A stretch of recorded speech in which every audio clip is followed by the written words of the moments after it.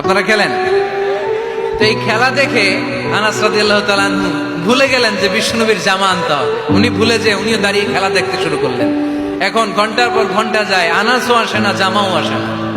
বিশ্বনবী ভাবলেন, হায় রে, আনাস মনে হয় ভুলে গিয়েছে, কি আর করা যাই, নিজের জামা নিজেই নিয়ে আসে। বিশ্বনবী বের হলেন জামা আনতে।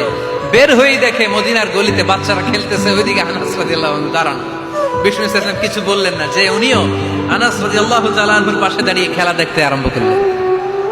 সুবহানাল্লাহ পড়বেন না? সাইয়েদানা আনাস খেলা দেখতে দেখতে দেখতে দেখতে দেখতে দেখতে হঠাৎ বিশ্বনবীর দিকে চোখ পড়ে গেছে। বিশ্বনবীর চোখের দেখে যখন সাইয়েদানা আনাস রাদিয়াল্লাহু তাআলা আনহুর চোখ পড়ে গেছে, সাইয়েদানা আনাস বলে, আমার কলিজাটা এখান থেকে এই দিকে চলে আসছে ভয়ে। কিসে? ভয়ে। উনি বললেন, আমার গলা শুকিয়ে যেতে আরম্ভ করলো, কাঁপতে লাগলাম। হায় হায়, এখন আমার মনে পড়ছে বিশ্বনবীর জামা আনতে পাঠাইছিল, ভুলে গেছে খেলার আবেশে পড়ে।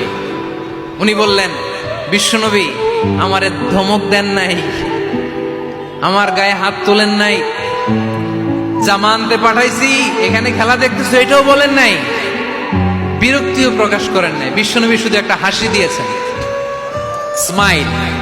কি দিয়েছেন? একটা মুচকি হাসি দিয়েছেন। কি হাসি? সাইয়েদানা আনাস বলে, ওই যে ওই দিনের বিশ্বনবীর মুচকি হাসির শাসন মরার আগের দিন পর্যন্ত আমি আনাসকে সোজা রাস্তায় রেখেছি, আর ডানে বায়ে নেই নাই।